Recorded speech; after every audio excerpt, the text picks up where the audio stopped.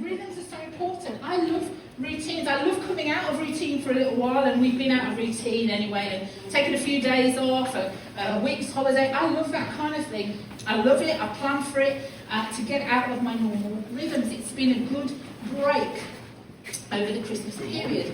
But I have to say, come sort of mid-New Year, Christmas, New Year, I am desperate to put the Christmas decorations down, out of back up into the loft, and I'm itching to get back to my desk and get back to some kind of rhythm and routine. We've got Mark at home at the moment, obviously with two teachers, a teacher and a teacher-to-be in the family. Suddenly everybody's home for a few weeks, and I'm still kind of trying to work around that. And it's lovely to have them home, but I'm quite happy tomorrow to go, off you pop, get back to your rhythm so that I can get back into mine. The house stays tidier when they're at work, and I can get back to my nice, neat work-life pattern and routine. So as much as we like to break free from time to time, structure, routine, rhythms are really good for us. And I guess it's at this time of year that we assess where we may have strayed or drifted from what we know is good for us, what helps us, rhythms that ensure us that our lives work well. Last year, I mentioned 3 little words that I believe help us as Christians, as disciples of Jesus, people who don't just do church, but are the church out in our everyday lives. Were the 3 little words that kind of ensure that we have healthy rhythms when it comes to our walk with Jesus. Daily quiet time. Do you remember that? None of you remember that sermon, do you? It was probably June time this year. But daily quiet time. If you missed it, have a look on our YouTube channel and you can find that. But how are you doing with that? Nobody's going, I love it. I'm doing really well. I'm doing better than I'm sure maybe some of us are doing really well. Others of us tend to be it's not easy to sort this through if we're really honest. In that sermon, we learned from King David how important it is to practice the pause, to stop. David said, I have calmed and quietened myself.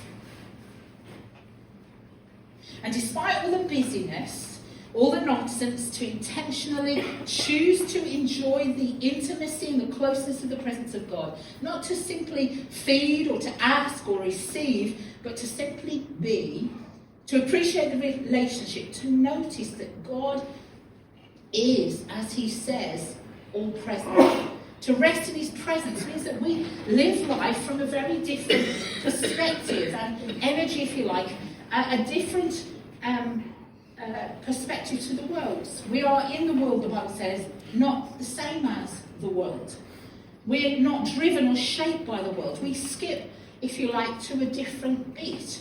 Nowadays, I don't skip anywhere physically, but I need to find God's rhythm. I need to find his heartbeat, not simply run to my own beat or the world's beat. You see, God's longing for your life and his longing for mine isn't that we just accumulate more stuff and get more money or climb a certain career path. It's that we become more Christ-like as we do.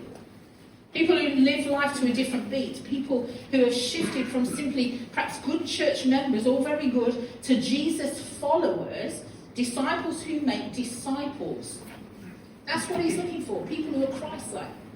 From people who organise Jesus around their lives, to people who realise that they are God's delivery system, they are God's Amazon, if you like, DPD or whatever, for the world, when it comes to hope and healing. They're people that decide daily to organise life and its rhythms around Jesus and not the other way around. Because you and I are pulled in all sorts of ways from the moment we get up in the morning. And God is looking for people who in this coming year and in this new season of our lives or in the next season of our lives will actually arrange life around him rather than arranging Jesus around our lives. Do you see the difference? Read 2 Samuel 7 and you'll see that David is doing really well. King David, he's in his prime, he's ambitious for God, and to show his appreciation, he wants to build a temple. He shares his vision for it with a guy called Nathan. Nathan was his advisor. And he says to David, I don't know, don't ask me, but he says, whatever you decide time to do, whatever you do it wholeheartedly. And a little later, you'll see that David puts down his plans because God has made it quite clear to him that he has no need for a temple, because God actually has plans to build David something instead. And in verse 18, I'm asking you to consider reading this later in your day. In verse 18, it's a crunch moment. It's pivotal. David's plans and busyness have to give way to something far more important. It says, David sat down before the Lord. He sat down. I'm sure he sat down a lot. But on this occasion, he purposely made the time. We've all got 24 hours in a day. We're all various busyness. But he made time as the king to sit before the Lord. He surrenders his day. He surrenders his hopes, his dreams. He plans and his plans to God, and he abdicates his royal authority to God's authority and humbly sits down. He stops and recognises the presence of his Maker with him. You see, for some of us, going back on our declared plans, as David did, would be a real kick to our pride and embarrassment, wouldn't it? We'd have to admit a little bit that we made a mistake and quite got it right. But for others of us who like to make things happen, keep busy and obliterate that to-do list by the end of each day, sitting down is quite something. Never mind sitting down before the Lord in quiet, a daily quiet time. Sitting down before the Lord would be the hardest thing for us to do. I find it really hard to relax at times, to sit in quietness and do one thing or nothing. To stop checking my phone and watch the TV. You know, it's hard, isn't it? To stop checking our phones and focus on one thing is hard. The teachers of the law approached Jesus and they asked him which commandment was the most important. And Jesus says, love the Lord your God with all your heart, with all your soul, and with all your mind, and with all your strength. And he backs that up with a second saying, love your neighbour, person in front of you, around you, whoever they are. Don't need to be in your next door terrace or anything like that. Love the person around you, the people around you, as you love yourselves. In other words, get those two things right, and every other God-given commandment will flow from those for society, for communities to work together really well and thrive. Let me ask you, what is the condition of your heart today? Well, physically, James's heart is all over the shop. But what about your soul, your heart? Your heart. What is its rhythm? You see, physically, we know that it's this crucial rhythmic pump. It keeps us alive. And throughout the Bible, it's really central to who we are and why we do what we do. Jesus is saying that loving God with our whole lives is not just a mind-based, knowledge-informed decision, but we need an emotional and spiritual intelligence as well. It's everything. What is the condition of you before God today? Proverbs 4:23 says, above all else, guard your heart, for everything you do flows from it. Matthew 15, Jesus says the things that come out of a person's mouth, where do they come from? The heart. What you've chewed over, who you are. So let's just for a few moments have a little spiritual checkup at the beginning of this year. What is the condition of your heart today? What's stopping you sitting before the Lord?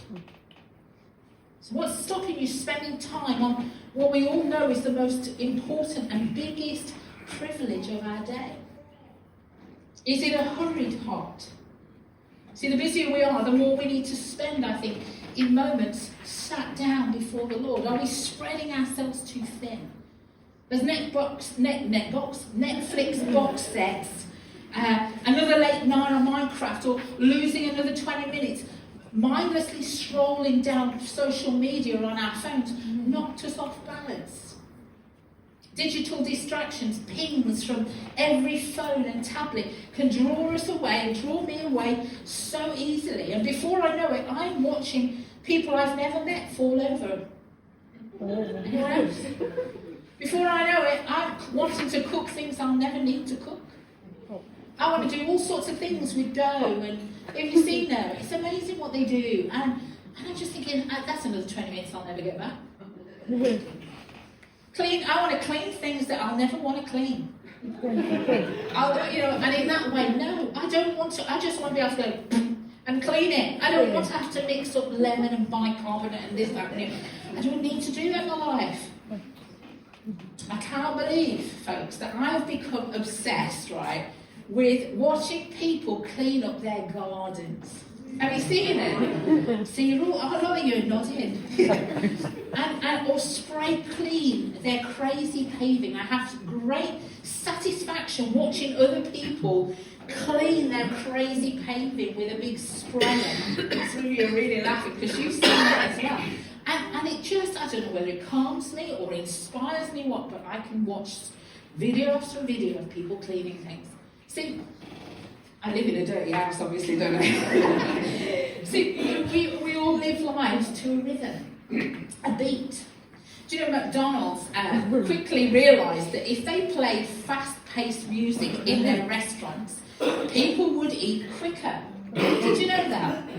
So years ago, I don't know whether it's the same now, I tend to drive through it every other day now, and they used to play fast-paced music in the restaurants. People would eat quicker, leave the space for more hungry people, to keep the flow of food, hungry people, traffic through the restaurants. Sophie Alex Baxter, I don't know whether you saw that over New Year, she sang, there was this like New Year's concert, she sang other people's songs as we welcomed in the New Year. And people were commenting on social media the fact that she was out of breath and couldn't keep up. They argued that she was trying to sing someone else's song at someone else's pace. In the 80s, in church life, Graham Kendrick, who remembers Graham Kendrick? Shine, Jesus, shine. That's the first year. First time I mentioned it in 2025. And he was kind of the elevation, if you like, of the day. He was churning out lots of songs that we used to sing in church life. And it was often commented that he seemed to put too many words in a line. And it was difficult for congregations at times to sing because we couldn't get all the words in quick enough. There's a guy called Witt who wrote a great book called Replenished, Christian book. And he says this: if we can start to create space between the notes, we'll discover that the voice of our lives will turn into music. You see, if we don't intentionally choose daily God's rhythm for our lives, we'll casually fall into step with someone else's. Isn't that right? Or someone else's, or something else's. See, I've noticed that the less I've overfilled the day, the more margins I've got in my finances and my time. I'm more available to see God at work in and through me. I'm more patient. I'm more ready for anything. You know, Jesus had a day, just like you and me, he had a day. He had plans, he had clients, he had deadlines to honour, but he made time, had the energy, the margin, the connectedness to the Spirit to capture the moment. The availability to see the Samaritan woman who came to the well and minister to her. He could have missed that moment. I'm sorry, I've got to go out, I haven't got time. You can hear it in us. We get rushed and hurried. Do you have a hurried heart today? See, for me, it's like a chap who lives near the church, and needed just someone to listen to him. And I'm sat in my car, I'm just about to go home, and he comes up and taps my window and he says, "You the vicar?" You know, and I kind of says, "Yes." And he starts just unburdening himself. I couldn't get away. You know, if I'd have got an appointment, I'd be thinking, I have got time for this fella. You should have seen his face when I had time to mention that there was a reason why he'd survived COVID and 2 car accidents and all the other stuff he'd had to deal with in his life, because I felt like I'd had the whole story in that 20-minute moment. And that Jesus loved him so much. I had the time. I had the margin. A little bit like a lady who came to check our gas tank. We have a gas tank under the drive, and we don't get kind of gas to the house as you would perhaps in town. And got this gas tank, and so they come and check it every so often. And this lady came and checked it, and she just unburdened herself on my drive. It's like, how rude. I've got a day. And she was happy for me to pray for it. She didn't come to check the gas tank. Happy for me to pray with her. Wanted information about an Alpha course online, and I'm praying that these people go on for more encounters with Christians who have the time to add that extra jigsaw piece, if you like, to their another moment to their journey towards Jesus. Who do you miss? What piece have you forfeited, the old hymn said? What messes have been made because you live with a hurried heart? Is it a hurting heart?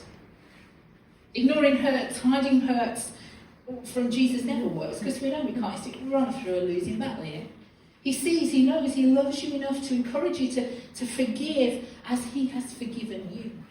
Bitterness, unforgiveness, offences harboured over recent year or recent years injure us so much, weigh us down mentally, physically, emotionally, spiritually. Is there someone you need to forgive today? Something that you need to let go of, and decide that even today before you leave. Even today as you take communion, decide it in your heart to do something about that situation, about that relationship. So something you need to say to calm the storm. You need to let go of some stubbornness. They may have hurt you. What do you need to do to repair it? What is the Spirit nudging in you even today? Perhaps you're grieving today. Perhaps you're carrying a why? Why, God? And sitting in quietness, following Jesus isn't a priority, perhaps because you've just got used to carrying these things. And you're not addressing them has created a wedge in your relationship with people and him. Perhaps we've slowly convinced ourselves that talking to him about them, allowing the Spirit to touch our lives, to listen to him speak to us, to surrender those things to him, sounds like we're being weak or we're being vulnerable. We can't fix this on our own. We need to do this ourselves. No, you don't. Don't fall for it, folks. There is strength. There is freedom to be found when we sit down with Jesus, when we talk to him, when we sense the Father's embrace again. So perhaps you have a hurried heart. Perhaps you have a hurting heart today. Perhaps you have do you hear where I'm going? The harassed heart today. Perhaps your anxiety levels have for whatever reason, recently shot through the roof lately, and it's all becoming really wearying. It's taking its toll. And folks, whatever fills your mind with worry today, or the kids, the grandkids, the bills, the redundancy, the snow, the work colleague, the exam, Peter learned how to deal with all of this stuff. And he says in 1 Peter 5:7, he says, cast all your anxiety on Jesus because he cares for you. His arms are open, are wide for you today. And he invites you to sit down, to spend a moment again today, each day, and do the same. Speak it out, cry it out, write it out as a prayer. I don't care, just get it out. Cast all your cares on the one who cares for you, who has broader shoulders than you do, bigger shoulders than you do. He longs to take that burden, the weight of your hurried, hurting, or harassed heart, and bring pace and focus and direction and healing and words of wisdom to you as you sit down and follow. Showed my stepdaughter Becky, not Phoebe, but Becky, how to clean a toilet. I'm not kidding you. It wasn't the best moment of my life. I showed her what to do, and then I gave her the brush, because she's supposed to let you learn more if you do it, don't you? So I gave her the brush, and it's the most simplest thing, isn't it? To clean the toilet. You think everybody could do it. So I'm there, and I give her the brush to do it, and in this moment, she revealed to me the most incredible example of someone doing something half-heartedly. I've never seen anything quite like it. You've heard the phrase, if it's worth doing well, if it's worth doing, do it well, yeah? Well, in her eyes, it weren't worth doing at all. I don't like cleaning, I really don't. I love, as I said, watching other people do. I'd love to have the opportunity in my own house to watch other people do, wouldn't you? I don't know who does the cleaning in your house, but nonetheless. I'm going to get a right battering from Phoebe on the way home today. I'm just glad Mark's not here, to be honest. And I don't like cleaning. There are parts of my daily job that I don't like doing. It's not the thing that gets me out of bed in the morning with the song, oh, what a beautiful morning. It doesn't running through my mind, but it is not that song. But there are some things in my life that just have to be done, and half-heartedness doesn't help, does it? Just get it done. Pick up the brush and give me a good scrub, Becky. So easy, isn't it, to distract yourself? So easy to drift. So easy to prioritise everything and everyone else. And we'll even call it honourable titles like loyalty. Loyalty to the firm, loyalty to the church, loyalty to people. They're always available. You know, certain people always willing, aren't they? They're always willing. We don't know what they have to put down to pick up for various people. Or they'll do anything for anybody. Sounds great. And to a degree it is, but when we're boundaryless, unable to sensitively say a wise no, we allow the daftness and the unkindness of people, money and stuff, to rob us of what really matters. And suddenly we wonder why we've become so half-hearted, or even hard-hearted in our discipleship to be. You know, I'd be lying to you if over the last 18 months, in fact the last 20, 30 years, I'd be lying to you if the thought of quitting as a pastor had never crossed my mind for a brief moment. One or two of you might be thinking, I wish it had crossed it again. On a bad week, it's what happens to us, isn't it? I'm sure, Mike, in your practice, I'm sure there are moments when you think, what am I doing here? I'm sure that in your workplaces, you all have your moments. I'm no different. Is that weak of me to suggest that happens? I don't know. I don't think so. I momentarily dream of cleaning crazy paving for a living. I momentarily dream of driving a tractor on Dave's farm, living off grid, you know, Homestead Rescue Alaska. I'll go there some days, anything. Working the tills of Asda, compartmentalising my working life to ends of shifts and thinking nothing more of it. No, nothing else to deal with overnight or throughout the evening. Nothing until the next shift arrives. Moments, if you like, of escapism amongst the frustrations or self-doubt or weariness of leading perhaps a church through a tougher season. And I pray for my colleagues even today across churches who are feeling that way and just cannot shake it. That desire to give up. Church vicars. We have a cabin where we have people come from different ministries and church streams. An Anglican vicar of late, and who comes every so many weeks to take a retreat day. It helps her not to give up. Pastors, youth workers, volunteers, all feeling pressure, and it's so easy to slip into half-heartedness. Just get the job done and get out. Don't be so quick to put your hand up to volunteer. Just do it, get off and do your life. So easy to be obsessed with the leading and the planning and the admin and the decisions of other people's problems and forget the absolute privilege and honour of the calling that Jesus has placed on my life and yours wherever you spend your day. It's an honour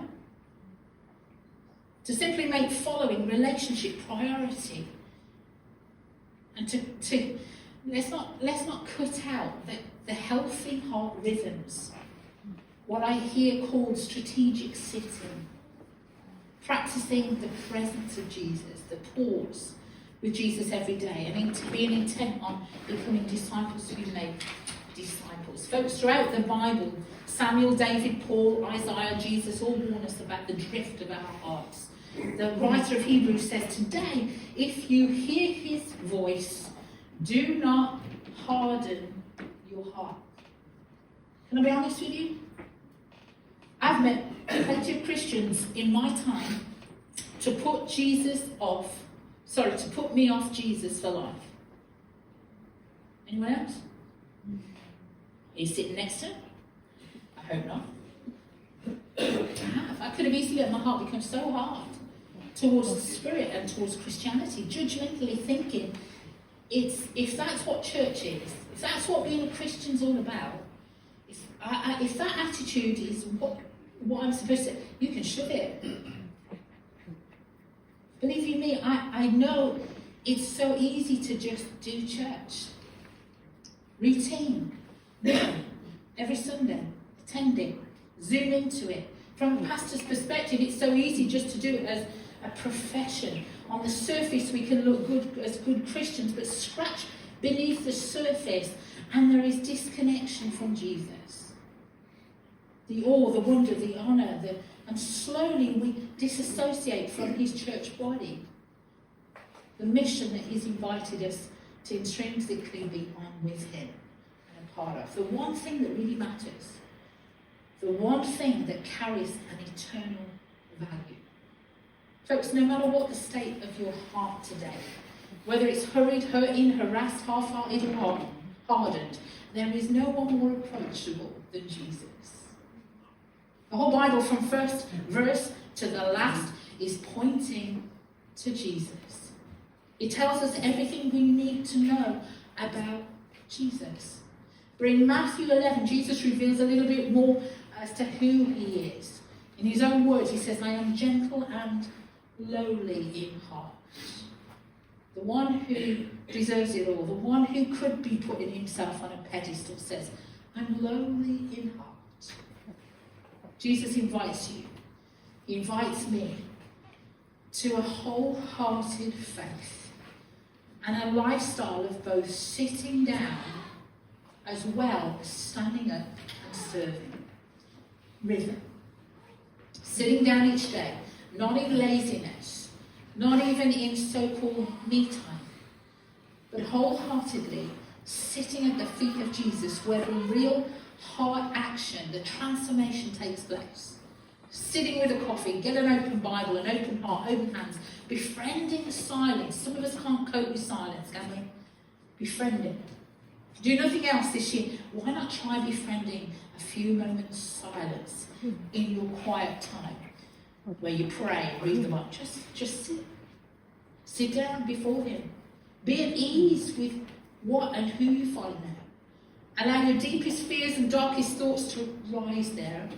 Listen, surrender your plans for his, realign yourself to him, and instead of relying on an encounter with him on a Sunday morning, or a conference twice a year, or down at Gas Street, or wherever you find those moments, not a bad thing, but hear this. Every day you can encounter the living presence of Jesus yourself. Wow. When did you last sense his presence with you in those moments? When did you just listen? When did you last encounter Jesus for yourself? I love standing in church context. I love standing in big auditoriums singing. I love our conference every May. 6,000-7,000 people just all singing great worship songs, and it's amazing. But I love the moments of encounter when it's just me and Jesus. Do you? Because that is where the transformation really takes place. Every single day. A rhythm of sitting down and standing up, standing out, standing in the gap, serving. You and I are God's delivery system of the good news, of life-changing prayer and miracles. Stafford, our heart is that we are equipped and engaged for the coming year. That more than ever we will become wholehearted disciples who are discipling others in our wake. People who wholeheartedly know that the moment we are in, good, bad or indifferent, doesn't pause the mission that we are on. People who wholeheartedly can say, here I am, send me. Send me. Folks, as we come around communion today, can you echo those words? Do you hear the advice of even Nathan? Whatever you do it wholeheartedly. Where has your heart become hurried, hurting, harassed, hardened, or half-hearted in recent weeks, months, and years? It's time to address that, surely. Why carry that over the coming season of your life? Perhaps you bow your heads with me and we'll spend a little bit of time in reflection and worship.